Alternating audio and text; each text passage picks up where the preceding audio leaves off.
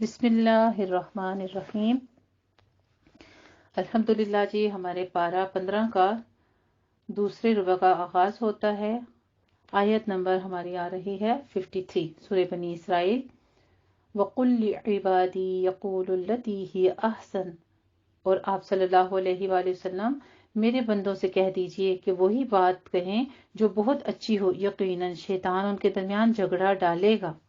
اب جب انسان باتیں کرتا ہے، آپس میں بحث مباحثہ پہ اتر آتا ہے، تو اللہ رب العزت کیا فرماتے ہیں کہ آپس میں اچھی بات کہا کریں، کیونکہ شیطان جھگڑا ڈالے گا آپس میں۔ یقیناً شیطان انسان کا کھلا دشمن ہے، تمہارا رب تم سے خوب واقف ہے۔ اگر وہ چاہے گا تو تم پر رحم فرمائے گا، یا اگر وہ چاہے گا تمہیں عذاب دے گا۔ اور اے نبی کریم صلی اللہ علیہ وآلہ وسلم، ہم نے آپ کو ان پر داروغہ بنا کر نہیں بھیجا۔ وَمَا أَرْسَلْنَاكَ عَلَيْهِمْ وَكِيلًا، دیکھیے جب نبی کریم صلی اللہ علیہ وآلہ وسلم کو یہ حکم دیا جا رہا ہے تو پھر ہم کسی کے اوپر نگران نہیں ہیں۔ ہم صرف بتا سکتے ہیں، سمجھا سکتے ہیں، منوانا ہمارا کام نہیں ہے۔ وَرَبُّكَ أَعْلَمُ بِمَنْ فِي السَّمَاوَاتِ وَالْأَرْضِ، کیونکہ آپ کا رب ہی خوب جانتا ہے اس کو جو کوئی ہے آسمانوں میں اور جو کچھ ہے زمین میں۔ اور ہم نے بعض انبیاء کو بعض پر فضیلت بخشی ہے، اور ہم نے داؤد علیہ السلام کو زبور عطا کی تھی۔ آپ صلی اللہ علیہ وآلہ وسلم کہیے کہ ان کو پکار کر دیکھو جن کو تم نے ان کے سوا معبود بنا رکھا ہے، یعنی ان کا جو تم نے گمان کر رکھا ہے اللہ کے سوا، ان کو پکار کے دیکھو تو نہ انہیں کچھ اختیار حاصل ہے تم سے کوئی تکلیف دور کرنے کا، اور نہ ہی تمہاری حالت بدلنے پر وہ لوگ جنہیں تم پکارتے ہو۔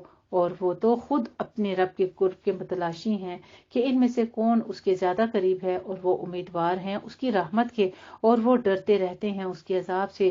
واقعتاً آپ صلی اللہ علیہ وآلہ وسلم کے رب کا عذاب چیز ہی ڈرنے کی ہے، اور نہیں ہے کوئی بستی مگر ہم اسے ہلاک کر رہے ہیں، روز قیامت سے قبل، یا ہم عذاب دیں گے اسے بہت ہی شدید عذاب۔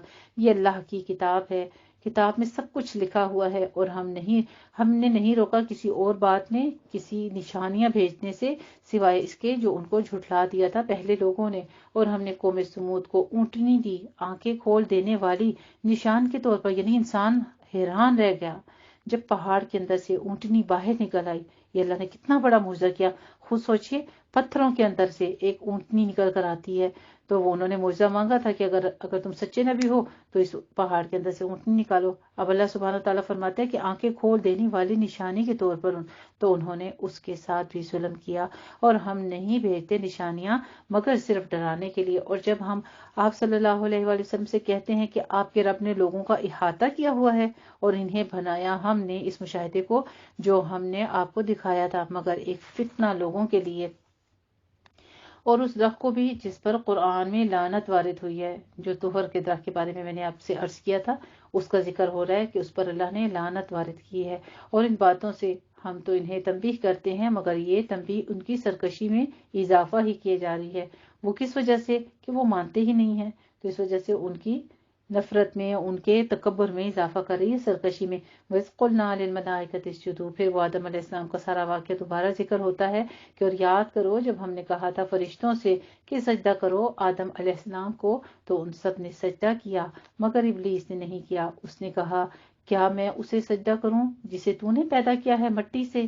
اس نے مزید کہا کہ ذرا دیکھو تو اس کو جس کو تو نے مجھ پر فضیلت دی ہے، اگر تو مجھے مہلت دے دے قیامت کے دن تک تو میں اس کی پوری نسل کو قابو میں کر کے چھوڑوں گا سوائے بہت تھوڑے لوگوں کے۔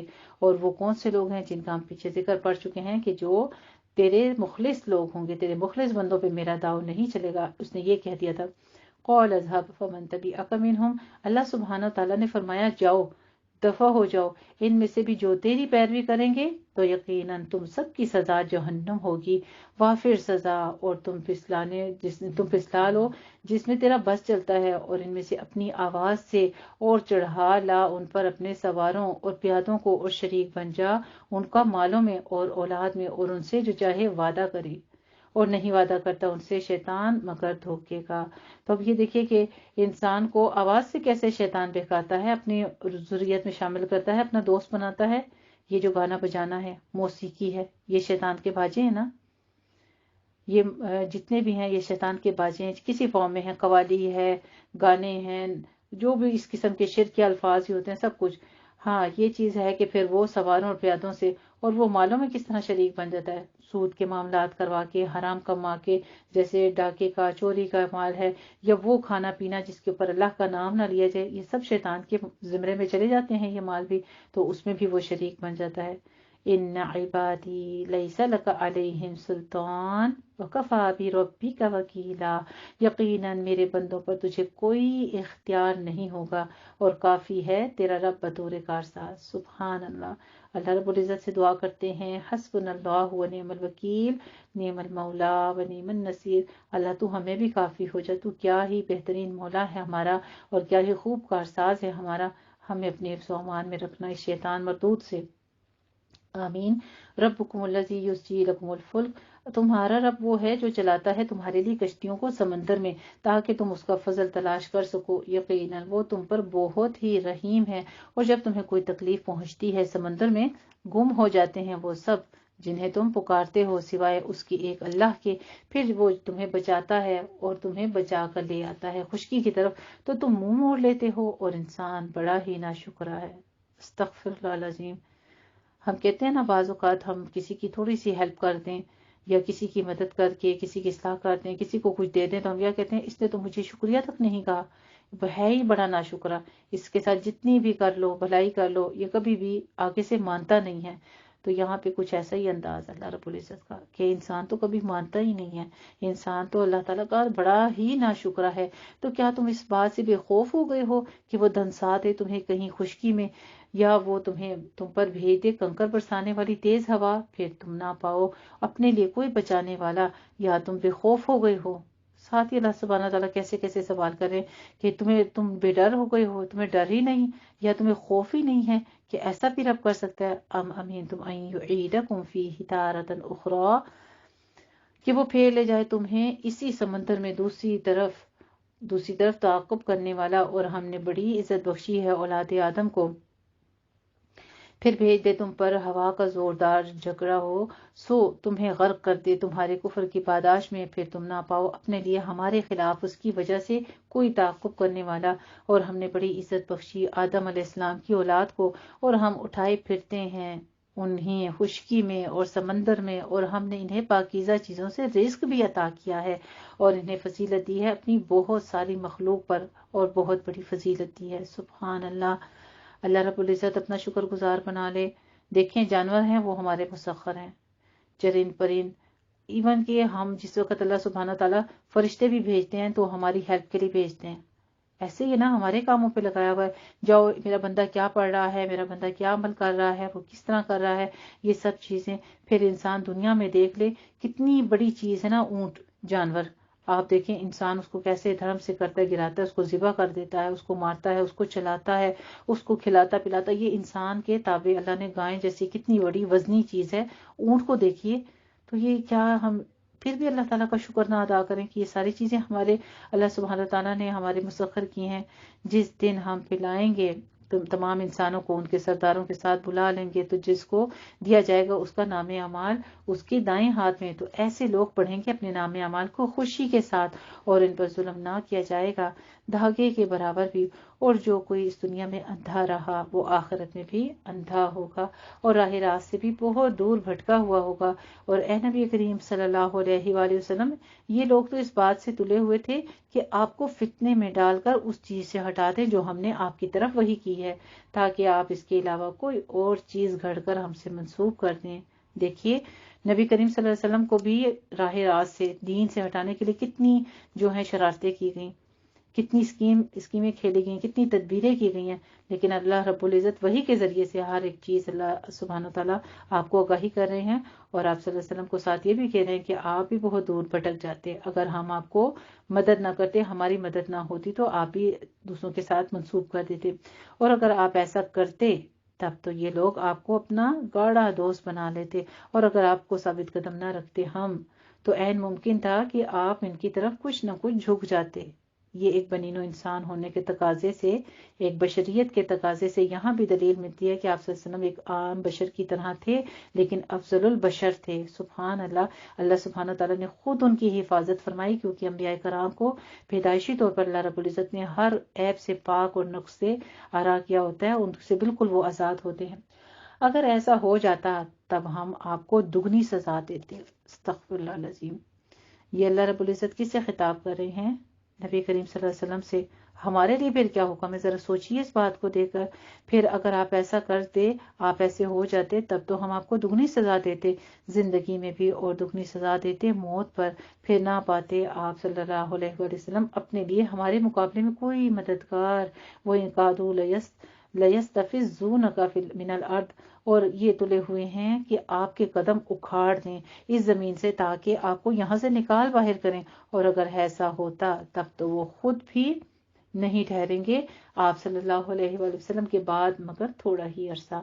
یہی ہمارا طریقہ رہا ہے ان کے باپ میں، جہاں سے وہ چلتے آئے ہیں، جنہیں ہم نے آپ سے پہلے بھیجا اپنے رسولوں میں سے، اور آپ صلی اللہ علیہ وآلہ وسلم ہمارے طریقے میں کوئی تبدیلی نہیں پائیں گے۔ یعنی اسی طریقے سے اللہ رب العزت فرماتے ہیں کہ پہلے نبیوں کے ساتھ بھی سب کچھ یہی رہا ہے، آپ کے ساتھ بھی یہی ہوگا، کوئی تبدیلی آپ نہیں پائیں گے۔ تو پھر آپ کو حکم کیا ہوتا ہے کہ اقیم الصلاۃ لدلوک الشمس، نماز قائم کیے رکھو سورج کے ڈھلنے سے رات کی تاریک ہونے تک۔ تو یہ 2 اوقات جب پہلے نماز تھی، ٹھیک ہے۔ اور قرآن پڑھا جانا فجر کے وقت جو ہے، یہ کیا ہے، یہ گواہ ہوتا ہے یقیناً فجر کے وقت قرآن پڑھا جانا جو ہے مشہود ہے، یعنی یہ حاضر ہوگا، یہ گواہی دے گا۔ تو کوشش کیا کریں کہ ان القرآن فجری کانا مشہودا کے مطابق، اس آیت کے، اس قول کے مطابق فجر کے ٹائم لازم تھوڑا سا قرآن پڑھ لیا کریں، لیکن لازمی پڑھا کریں نماز فجر کے بعد سورہ یاسین، سورہ رحمان یا قرآن مجید کا جتنا بھی ہو تھوڑا بہت حصہ لازم پڑھا کریں، کیونکہ یہ گواہی دے گا۔ اور رات کے ایک حصے میں آپ جاگیے اس قرآن کے ساتھ، یہ اضافی چیز ہے آپ کے لیے، یعنی یہ نبی کریم صلی اللہ علیہ وسلم کو تہجد کے وقت پڑھنے کا جو ہے حکم دیا جا رہا ہے، عام و خاص کے لیے نہیں ہے۔ اور اگر عام و خاص پڑھتے ہیں تو ان کے لیے فضیلت بیان کر دی گئی ہے کہ تمام فرض نمازوں کے بعد افضل درجہ کس کا ہے، تہجد کی نماز کا ہے۔ امید ہے کہ آپ کا رب آپ کو مقام محمود پر فائز کر دے، محمود پر فائز فرما دے گا۔ اور دعا کیجیے کہ اے میرے ربی ادخلنی مدخل صدق واخرجنی مخرج صدق واجعل لی من لدنک سلطانا نصیرا۔ پھر دعا کرنے کا حکم ہے کہ دعا کیجیے اے میرے رب مجھے داخل کر عزت کا داخل کرنا، اور مجھے نکال عزت کا نکالنا، اور مجھے خاص اپنے رحمت کے ساتھ اپنے پاس سے مددگار قوت عطا کر۔ اللہ سے مدد مانگنی چاہیے، خاص مدد مانگنی چاہیے۔ اور پھر ساتھ فرماتے ہیں آپ کہہ دیجئے کہ حق آ گیا اور باطل بھاگ گیا، یقیناً باطل ہے ہی بھاگ جانے والا۔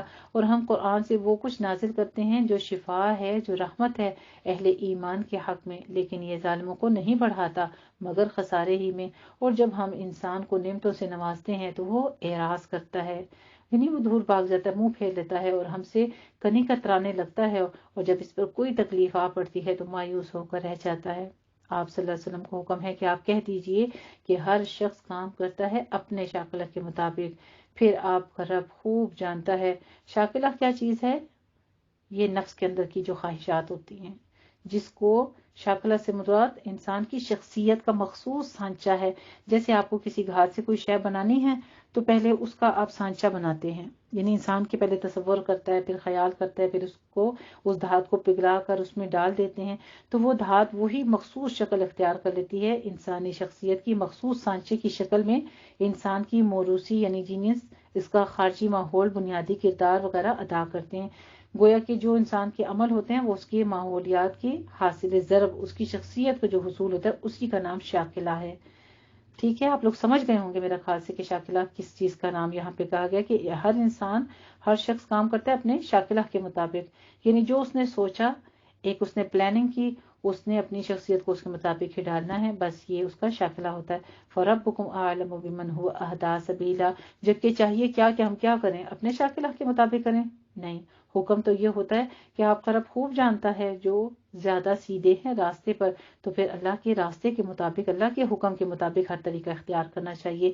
پھر وہ آپ سے سوال کرتے ہیں عن الروح، اے نبی کریم صلی اللہ علیہ وآلہ وسلم، یہ لوگ آپ سے پوچھتے ہیں روح کے بارے میں، آپ فرما دیجئے کہ روح میرے رب کے حکم سے ایک حکم ہے، اور تمہیں نہیں دیا گیا کہ علم مگر تھوڑا سا۔ اور اے نبی کریم صلی اللہ علیہ وآلہ وسلم، اگر ہم چاہیں تو لے جائیں اس قرآن کو جو ہم نے وحی کیا ہے آپ کی طرف سے، پھر آپ نہ پائیں گے اپنے لیے اس پر ہمارے مقابلے میں کوئی مددگار، مگر یہ تو رحمت ہے آپ کے رب کی طرف سے، اس میں کوئی شک نہیں کہ اس کا فضل آپ پر بہت بڑا ہے۔ یعنی قرآن کا جس کو مل جانا ہے، قرآن کا سمجھ جانا، قرآن کا فہم حاصل ہو جانا، قرآن پر عمل کر لینا، اللہ اللہ تیرا لاکھ شکر ادا کرتے میرے پروردگار، ان فضلہ کان علیک کبیرا، یہ بہت بڑا فضل ہے۔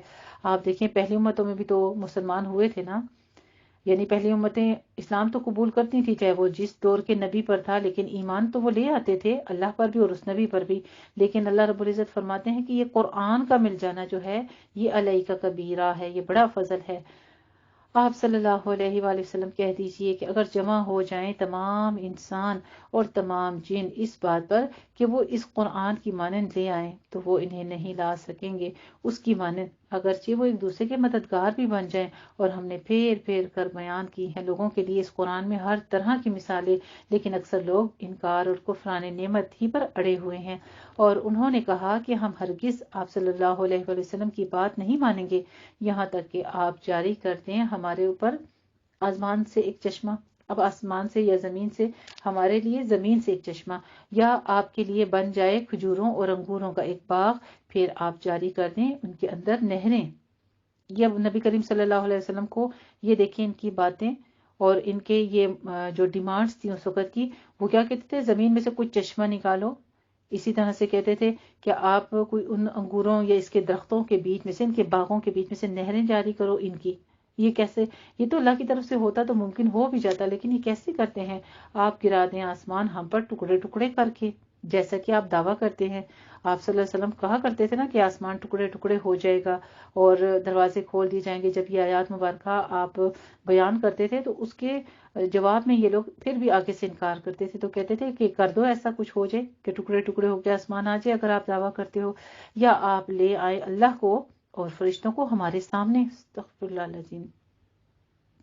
جیسے کہ بنی اسرائیلیوں نے حضرت موسیٰ علیہ السلام سے کہا تھا، یہ وہی سارے تذکرے ہماری امت کے بارے میں آ رہے ہیں، یا آپ کے لیے سونے کا ایک محل ہو تعمیر ہو جائے، یا آپ آسمان پہ چڑھ جائیں اور ہم آپ کے سامنے آپ کے آسمان میں چڑھنے کو بھی نہیں مانیں گے، یہاں تک کہ آپ اتار لائیں ایک کتاب جسے ہم خود پڑھیں، یعنی آسمان سے جا کے لے کر آئیں کوئی کتاب۔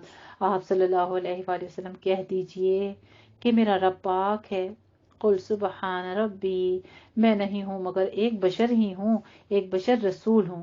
ٹھیک ہے، ساتھ میں اس بات کی دلیل دیتے ہیں کہ ایک بشر بھی ہوں اور ایک رسول ہوں، اور نہیں روکا لوگوں کو ایمان لانے سے جبکہ ان کے پاس ہدایت آ گئی، مگر اس بات نے کہ انہوں نے کہا کہ اللہ نے بھیجا ہے ایک بشر کو رسول بنا کر۔ آپ فرمائیے کہ اگر زمین میں فرشتے آباد ہوتے اور وہ اطمینان سے چلتے پھرتے تو ہم ضرور ان پر آسمان سے کسی فرشتے کو ہی رسول بنا کر بھیج دیتے۔ آپ صلی اللہ علیہ وسلم کو حکم ہو رہا ہے، کفا قل کفا باللہ شہیدا بینی و بینکم انہ کان بعبادہ خبیر بصیرا، کہ آپ فرما دیجئے کہ اللہ ہی کافی ہے گواہ میرے اور تمہارے درمیان، یقیناً وہ اپنے بندوں سے باخبر اور ان پر نظر رکھنے والا ہے، اور جسے اللہ ہدایت دیتا ہے بس وہی ہدایت یافتہ ہوتا ہے، اور جسے وہ گمراہ کر دے تو ہرگز نہیں پائیں گے آپ ایسے لوگوں کے لیے کوئی مددگار اس کے سوا۔ اور ہم انہیں جمع کریں گے قیامت کے دن ان کے منہوں کے بل چلاتے ہوئے۔ منہ کے بل کیسے چلتے ہیں؟ آپ نے سانپ کو دیکھا ہے کبھی؟ کیڑے مکوڑے جو زمین پر چل رہے ہوتے ہیں منہ کے بل چل رہے ہوتے ہیں نا، کھڑے تو نہیں ہوتے سیدھے، تو اس طرح انسانوں کو اکٹھا کیا جائے گا۔ استغفر اللہ العظیم۔ اندھے گونگے اور بہرے، ان کا ٹھکانہ جہنم ہوگا، جب بھی ہوگا وہ جہنم ہی ہوگا، اس کی آگ دھیمی ہونے لگے گی، ہم اسے ان کے لیے مزید بھڑکا دیں گے۔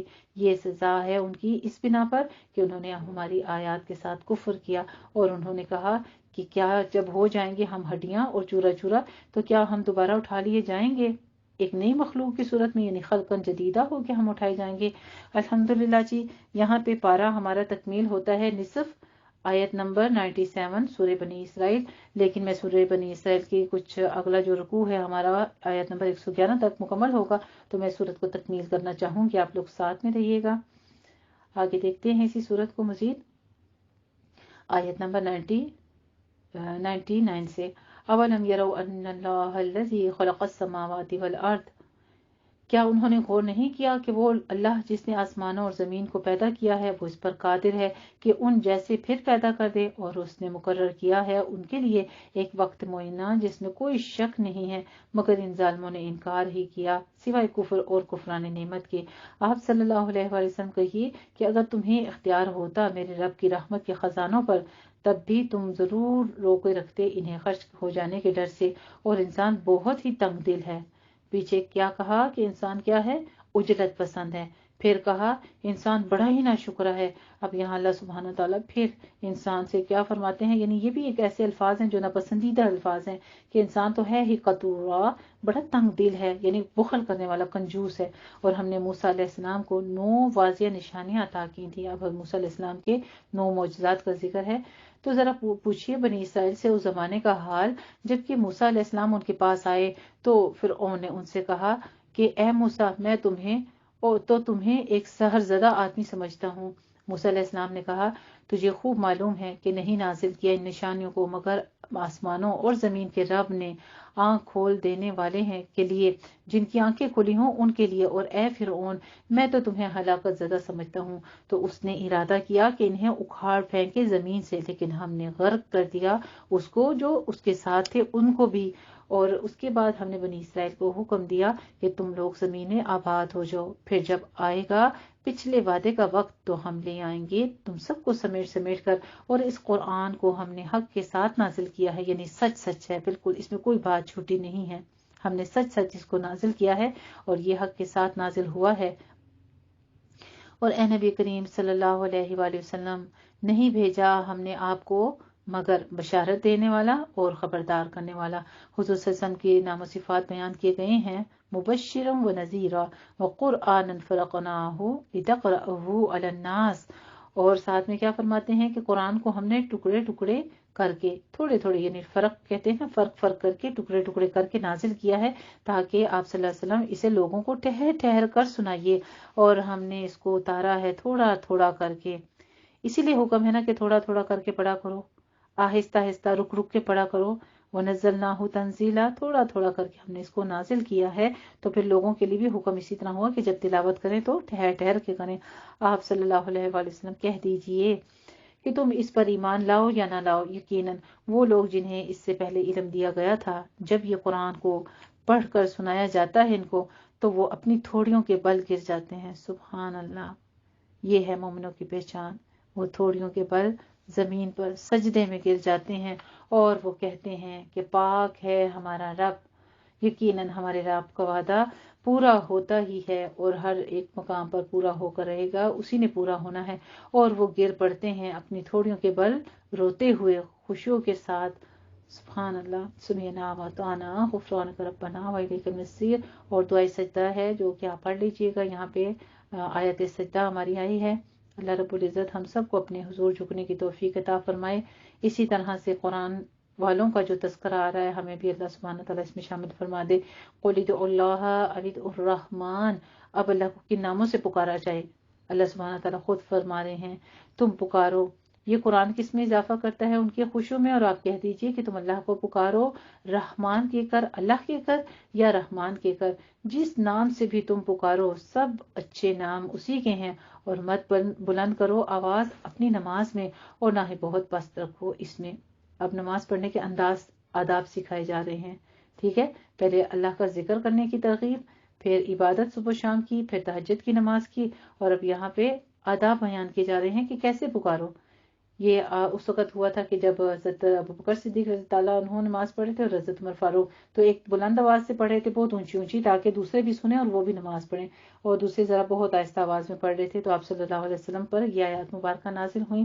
بلکہ اس کے درمیان روش اختیار کرو اور کہہ دیجئے کہ کل حمد اور تمام شکر اللہ ہی کے لیے ہے جس نے نہیں بنائی کوئی اولاد اور نہیں ہے اس کا کوئی شریک بادشاہی میں، اور نہ ہی اس کا کوئی دوست ہے کمزوری کی وجہ سے، کہ یعنی کوئی کمزور ہوتا ہے اس کو دوستوں کی ضرورت ہوتی ہے نا، تو یہاں پہ اللہ سبحانہ تعالیٰ فرمانے ہیں کہ اس کو کوئی دوست بھی نہیں ضرورت کمزوری کی وجہ سے، اس کی تکبیر کرو جیسے کہ تکبیر بیان کرنے کا حق ہے، یعنی اللہ کی بڑائی بیان کرو، سبحان اللہ، اللہ اکبر، اللہ اکبر، اللہ اکبر، الحمدللہ جی۔ آیت نمبر 111 پر ہماری سورہ بنی اسرائیل جو ہے تکمیل ہوتی ہے، بارک اللہ فیکن۔ یہ آیت اپنے مضمون کے اعتبار سے سورہ اخلاص کی ہم وزن آیت ہے، بہت بڑی آیت ہے، وقل الحمدللہ الذی، کیونکہ سورہ اخلاص میں بھی 4 آیات ہیں، چاروں اللہ تعالیٰ کی حمد و تحمید بیان کرتی ہیں، اللہ کی وحدانیت کا ثبوت دیتی ہیں۔ اس میں 5 مختلف انداز میں اللہ تعالیٰ کی عظمت اور توحید کا بیان ہے، وقل الحمدللہ۔ اس زمن میں یہ پہلی بات ہے، یعنی حضور صلی اللہ علیہ وسلم کی زبان مبارک سے اعلان تمام تعریفوں اور ہر قسم کے شکر کا۔ اور پھر ساتھ میں سورہ اخلاص میں کیا تھا، لم یلد ولم یولد کے الفاظ بیان ہیں، اور پھر اس کے ساتھ ہی یہ بھی ہے کہ نہ وہ کسی کا دوست ہے، نہ اسے کسی دوست کی ضرورت ہے، وہ سب کا دوست ہے لیکن اسے کسی دوست کی ضرورت نہیں ہے، یعنی وہ کمزور نہیں ہے۔ یہ چوتھی بات ہو گئی۔ تیسری بات کیا ہے کہ اقتدار اور اختیار سے متعلق اللہ تنہا ہے، ہر چیز کا مالک مختار اور مالک کل ہے۔ اور چوتھی بات اس میں کیا ہے کہ اللہ تعالیٰ کی دوستی کو اپنی دوستیوں پر قیاس مت کرو، تم تو دوستیوں اس لیے پالتے ہو کہ تم اپنے دوستوں کے محتاج ہو، مگر اللہ تعالیٰ کی ذات کو کسی طرح کی کوئی کمزوری نہیں ہے، وہ تو پاک ہے ہر قسم کی عیب سے، ہر قسم کی کمزوریوں سے، چنانچہ اللہ کی دوستی کسی ضرورت کی بنیاد پر نہیں ہوتی، اور نہ ہی کوئی اللہ کا دوست اس طرح بن سکتا ہے کہ زبردستی بنوا سکے۔ پانچویں اور آخری جو کہ بہت اہم بات اس آیت کی، وہ یہ ہے خوبی اس کی کہ اس کی تکبیر بیان کرو جیسے کہ تکبیر کا حق ہے، تو یہ ترجمہ تکبیر کرو بہت اہم اور توجہ طلب ہے۔ صرف زبان سے اللہ اکبر کہہ دینے سے اللہ کی تکبیر نہیں ہو جاتی، اس کے لیے عملی طور پر بھی بہت کچھ کرنے کی ضرورت ہے۔ زبان سے اللہ اکبر کہنا تو تکبیر کا پہلا درجہ ہے، صرف وہ پہلا درجہ ہے کہ کسی کی زبان سے اقرار ہو جائے اللہ سب سے بڑا ہے۔ اس کے بعد اہم اور کٹھن مرحلہ اپنے تمام انفرادی اور اجتماعی معاملات میں اللہ کو عملی طور پر بڑا کرنے کے ہیں۔ یہ مرحلہ تب طے ہوگا جب ہمارے گھر میں بھی اللہ کو بڑا تسلیم کیا جائے، ہمارے گھر کے تمام معاملات میں بھی اللہ تعالیٰ کی ہی بات مانی جائے، ہم اپنی مرضی کے مطابق اپنی زندگیاں بسر نہ کریں۔ وآخر دعوانا الحمدللہ۔ یہاں پہ ہمارا پارہ نصف سے آگے میں نے رکوع سورہ بنی اسرائیل تکمیل کروا دی، الحمدللہ۔ جزاکم اللہ احسن الجزاء۔